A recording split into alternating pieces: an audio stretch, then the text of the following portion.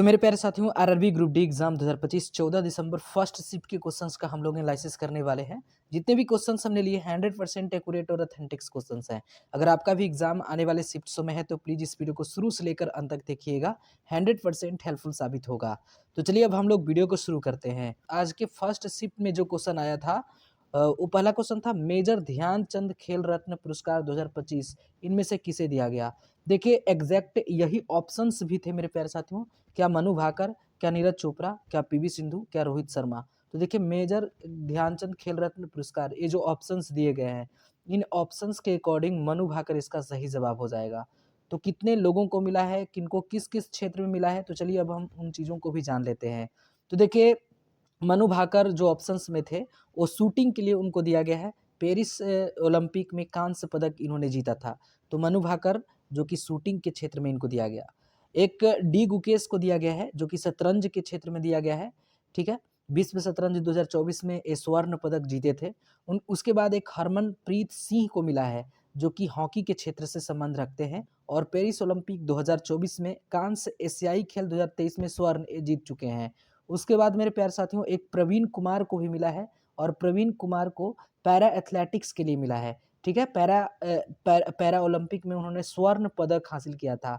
तो ऑप्शन के हिसाब से मेरे प्यारे साथियों मनु भाकर आंसर हो रहा होगा। एक और मेरे प्यारे साथियों बाद में सम्मानित किया गया और दो लोगों को, एक रंकी रेड्डी और चिराग शेट्टी, ये बैडमिंटन के क्षेत्र में इनका योगदान रहा और उनको बाद में सम्मानित किया गया। लेकिन मुख्य रूप से 4 लोगों को ही मेजर ध्यानचंद खेल रत्न पुरस्कार 2025 से नवाजा गया। हालांकि 24 का ही था लेकिन 25 में नवाजा गया है। उसके बाद मेरे प्यारे साथियों एक क्वेश्चन आया था 2025 में कितने व्यक्तियों को पद्म पुरस्कार से सम्मानित किया गया है। तो देखिए 139 लोगों को 2025 में पद्म पुरस्कार से सम्मानित किया गया है। अब उसके बाद मेरे प्यारे साथियों टोटल तो 139 लोगों को मिला है, लेकिन पद्म विभूषण जो है वो 7 लोगों को मिला है और उसके बाद पद्म भूषण की बात की जाए तो 19 लोगों को मिला है। पद्म श्री की बात की जाए तो 113 लोगों को मिला है और टोटल इसको जोड़ दीजिएगा तो 139 लोग हो जाएंगे और जिनको मेरे प्यारे साथियों पुरस्कार मिला है। उसके बाद देख सकते हैं एक क्वेश्चन आया था जनवरी 2025 में भारतीय अंतरिक्ष अनुसंधान संगठन यानी इसरो के अध्यक्ष के रूप में किसे नियुक्त किया गया है। तो देखिए डॉक्टर वी नारायण इनका राइट आंसर हो जाएगा। ठीक है, जनवरी 2025 में भारतीय अंतरिक्ष अनुसंधान संगठन यानी इसरो के जो अध्यक्ष चुने गए हैं उनका नाम है डॉक्टर वी नारायणन जी। डॉक्टर अब ये पूछ सकता है कि किनके स्थान पे आए हैं, तो एस सोमनाथ के स्थान पे आए हैं, यानी इनसे पहले एस सोमनाथ हुआ करते थे। उसके बाद एक क्वेश्चन आया था अजय वारियर 2025 नामक संयुक्त सैन्य अभ्यास भारत और किस देश के बीच आयोजित किया गया। तो देखिए अजय वारियर 2025 या अजय वारियर जब भी क्वेश्चन आए तो भारत और ब्रिटेन के बीच एक संयुक्त सैन्य अभ्यास होता है। तो 2025 में भी इसका आयोजन मेरे प्यारे साथियों किया गया। ठीक है, यूनाइटेड भारत और यूनाइटेड किंगडम यानी ब्रिटेन के बीच में। अब इसका उद्देश्य क्या रहता है, तो सैन्य सहयोग करना, ठीक है, अंतर संचालिता करना और संयुक्त प्रशिक्षण करना, ये इसका मुख्य उद्देश्य रहता है। अब देखिए इसमें क्या होता है कि हर 2 साल में एक बार मेरे प्यारे साथियों जरूर होता है। ठीक है, यानी द्विपक्षीय सैन्य अभ्यास है। पूछेगा कि मेरे प्यारे साथियों जो अजय वारियर है ये किस तरह का सैन्य अभ्यास है, तो ये द्विपक्षीय सैन्य अभ्यास है, मतलब हर एक 2 साल पर इसका आयोजन किया ही किया जाता है। उसके बाद 2025 की बात की जाए तो रिसेंटली नवंबर और दिसंबर के बीच 2025 में इसका राजस्थान में किया गया और फील्ड कौन सा रेंज था, तो महाजन फील्ड फायरिंग रेंज में इसका आयोजन किया गया था, जिसमें आतंकवादी रोधी माहौल में शांति स्थापना को अभियानों को ध्यान में रखते हुए इस पे केंद्रित किया गया था। तो इसका राइट आंसर मेरे प्यारे साथियों आप लोगों को पता चल गया होगा। देखिए एक साइंस के क्वेश्चन आपको दिखाई देंगे, मानव शरीर में लिपिड और प्रोटीन की छटाई, टैकिंग, पैकेजिंग और वितरण कहाँ होता है, तो गोल्गी तंत्र में होता है। ठीक है, इसे कोशिका का ट्रैफिक पुलिस भी मेरे प्यारे साथियों, गोल्गी काय तंत्र को हम लोग कोशिका का ट्रैफिक पुलिस के नाम से जानते हैं। ठीक है, उसके बाद देखिए एक क्वेश्चन क्या आया था, एक क्वेश्चन आया था सीसा यानी लेड का रासायनिक प्रतीक साइन क्या होता है, तो पीबी होता है, सभी लोगों को पता है। उसके बाद देखिए एक क्वेश्चन आया था भ्रष्टाचार धारण सूचकांक 2024 में भारत का रैंक क्या आया है, तो देखिए टोटल 180 देशों में भारत का रैंक जो आया है वो 96 नंबर पे आया है। हालांकि 2023 के मुकाबले में मेरे प्यारे साथियों भ्रष्टाचार भारत में बढ़ चुके हैं। आप लोगों को पता होगा कि टोटल 180 देशों का किया गया था, जिसमें 96 नंबर पे भारत आया है। ठीक है। 2023 में मेरे प्यारे साथियों 38 मतलब 38 जो स्कोर था वो इसका इस साल का 2023 का 2023 का 39 स्कोर था, लेकिन इस बार घट गया है 38 हो गया है। और पिछले साल जो था वो 93वें स्थान पे था और इस बार 3 पायदान नीचे आ गया है, मतलब कि भ्रष्टाचार बढ़ चुके हैं। ठीक है, तो देख सकते हैं। उसके बाद और भी आप लोगों को जानना ज़रूरी हो जाता है कि इसका जो प्रकाशक है कौन प्रकाशित करता है, तो ट्रांसपेरेंसी इंटरनेशनल के द्वारा इसको प्रकाशित किया जाता है। सबसे उच्च स्कोर और उच्च स्कोर जिसका रहेगा वो कम भ्रष्टाचार रहेगा। जैसे डेनमार्क देखिए 90 है, तो 90 है तो कम भ्रष्टाचार है। फिनलैंड है, ठीक है, तो भैया 88 अंक है। सिंगापुर है तो 84 अंक है, ठीक है। उसके बाद न्यूजीलैंड 83 देख सकते हैं, लग्जमबर्ग, नॉर्वे ये सब देख सकते हैं 90 से नीचे है।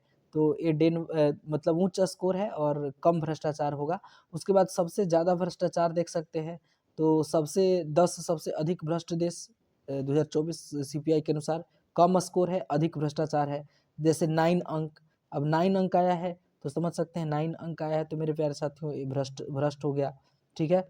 दक्षिण सूडान भ्रष्ट हो गया, वेनेजुएला भ्रष्ट हो गया, सीरिया, यमन, लीबिया ये सब कम अंक लाए हैं और कम अंक लाए हैं और अधिक भ्रष्टाचार में ये शामिल हो गए हैं। और देख सकते हैं इस बार भारत का स्कोर क्या रहा। भारत का मेरे प्यारे साथियों 38 स्कोर रहा। अंक कितना रहा? 38 अंक रहा। हालांकि रैंक 96वां है लेकिन 38 रैंक रहा। तो समझ सकते हैं इसको आप लोग खूब बखूबी अच्छा से। उसके बाद देख सकते हैं मेरे प्यारे साथियों एक क्वेश्चन आगे की क्वेश्चन की बात करें तो नेक्स्ट क्वेश्चन की बात करें तो देखिए एक क्वेश्चन आया था अल्पसंख्यकों को स्वरोजगार और वित्तीय सहायता प्रदान करने के लिए सितंबर 2025 में रेवंत अन्ना का सहारा मस्कीन ला कोसम योजना किस राज्य द्वारा शुरू किया गया? तो तेलंगाना के द्वारा शुरू किया गया है। इसका राइट आंसर तेलंगाना हो जाएगा।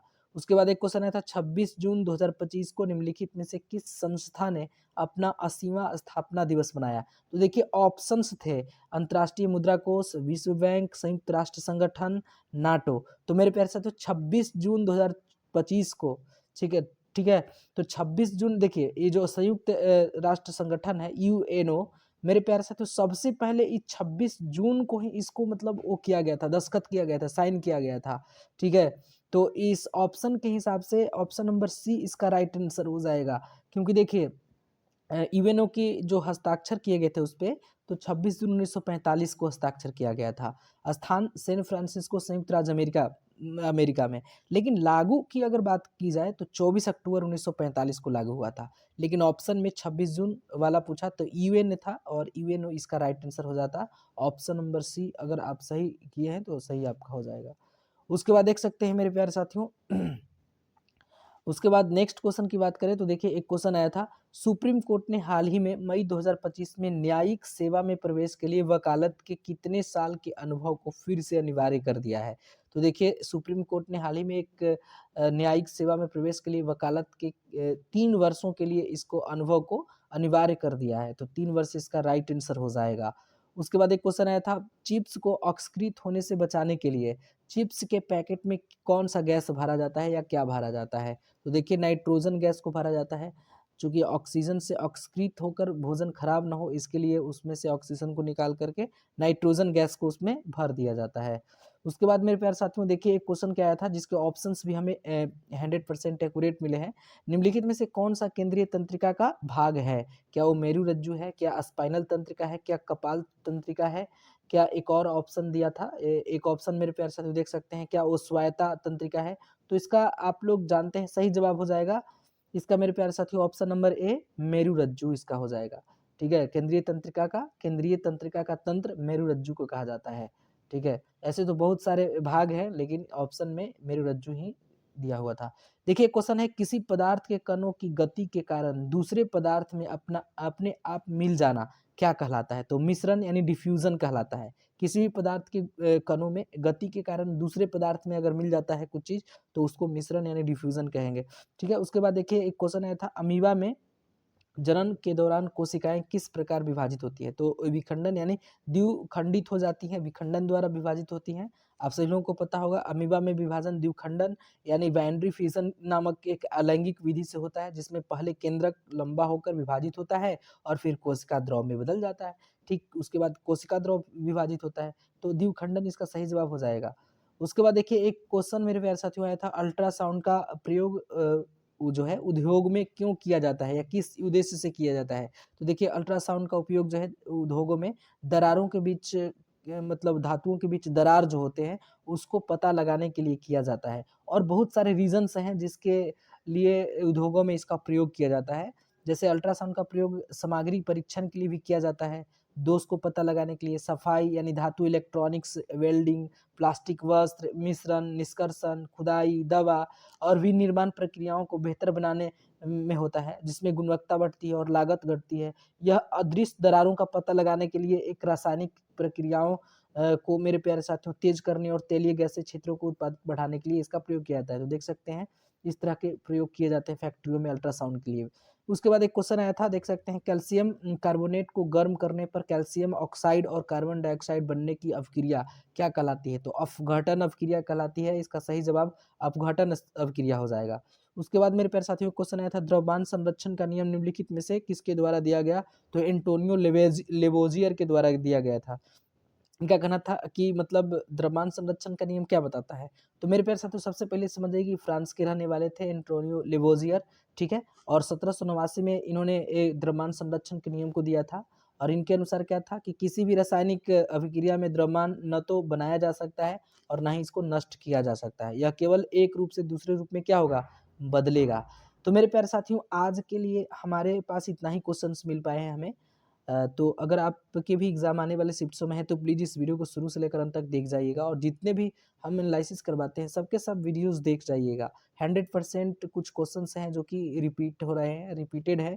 और उसके बाद मेरे प्यारे साथियों अगर आप चैनल पे नए हैं तो प्लीज़ चैनल को सब्सक्राइब करके बेल आइकन को प्रेस कर लीजिएगा, ताकि जब भी मैं कोई नए वीडियो को अपलोड करूँ उसका नोटिफ़िकेशन सबसे पहले आप तक पहुँचे। तो चलिए आज के लिए बस इतना ही, मिलते हैं हम लोग नेक्स्ट वीडियो में, तब तक के लिए टेक केयर।